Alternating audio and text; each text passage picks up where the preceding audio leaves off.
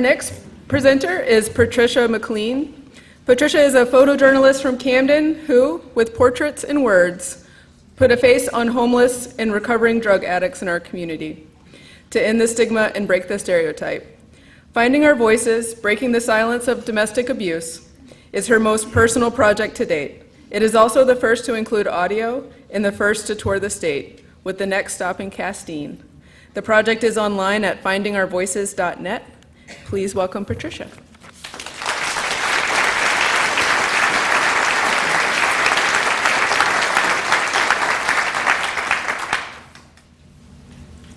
A few years into my marriage, I took the training to answer the hotline at a domestic abuse agency. I looked down at this power and control wheel, and I said to myself, my husband does every one of these things, but I didn't say it out loud.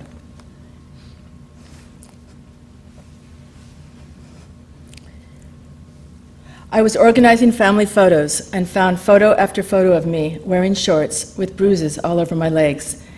I wondered why no one ever said anything to me about them.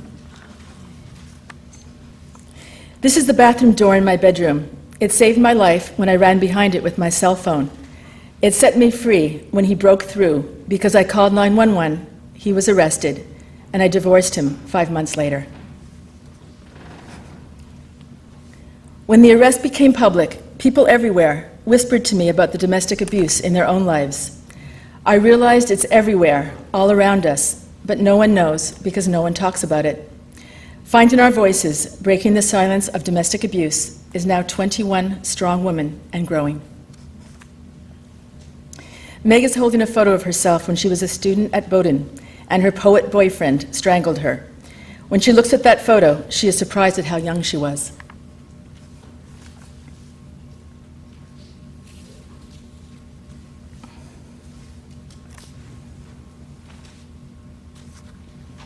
Mel, who owns Fresh Off the Farm, had 2 boyfriends who almost killed her.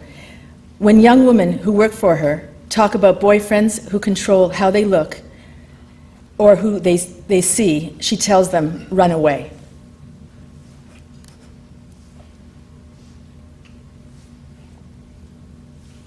When Judy was 6, her father was chasing after her mother down the street with a butcher knife. Judy ran up to a police officer. He asked if they were married, and when she said yes, he told her there was nothing he could do.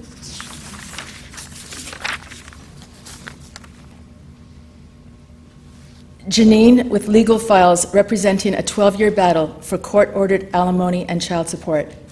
When a woman divorces a wealthy abuser, he will continue to abuse her through the courts.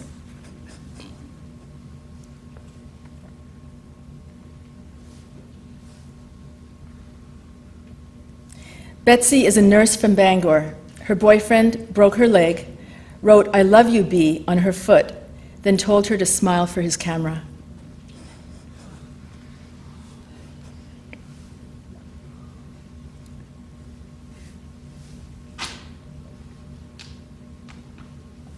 Leanne met her husband when he was stationed in South Korea with the US military.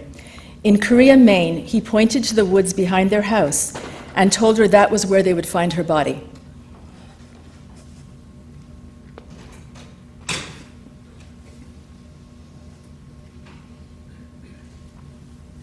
Johnny is in the Brewer Library.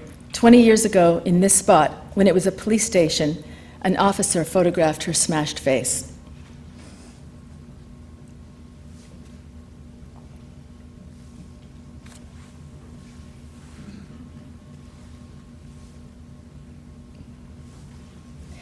Amber is a corrections officer from Machias.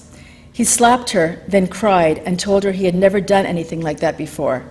She says, "It's weird. You don't believe them, but at the same time you do, because you want to."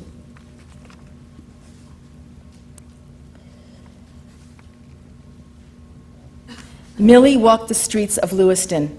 She says a domestic abuser, like a pimp, separates you from everybody, acts like he's going to be there for you, and when you totally bond, that's when it takes a turn for the worse.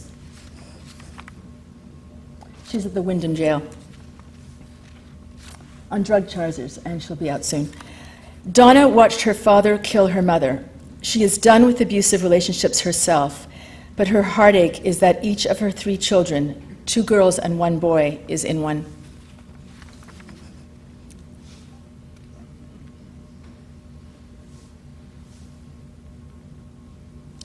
Autumn, in the domestic abuse shelter in Auburn, where she lived with her 2 boys for 4 months. Not having him know where I was and being safe is huge. It's huge when you're laying there at nighttime and watching every car that goes by and being scared that it's him.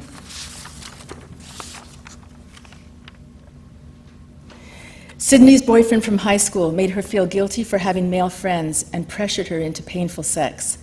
She didn't realize until she heard a presentation from New Hope how subtle intimate partner abuse could be.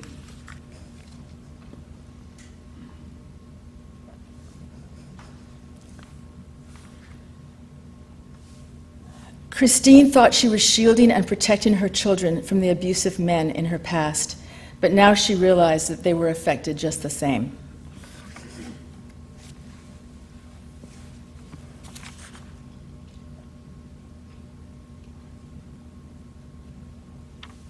Becca is the daughter of Carol Matthews, my best friend of 25 years who died of a brain tumor.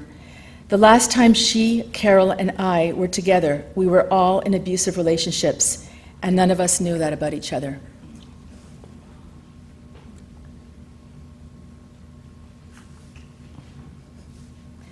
Megan was an art student when she met her much older boyfriend.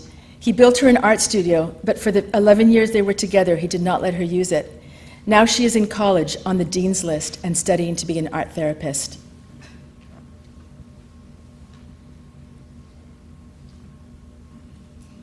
Megan is sitting here. She held my hand before I came up, and she wrote this about her painting freedom. Child, take to the sky. You are free now. Love surrounds all that you are. Entitled to this life you are. Freedom is yours. Take it. Don't look back. Fly away. Thank you.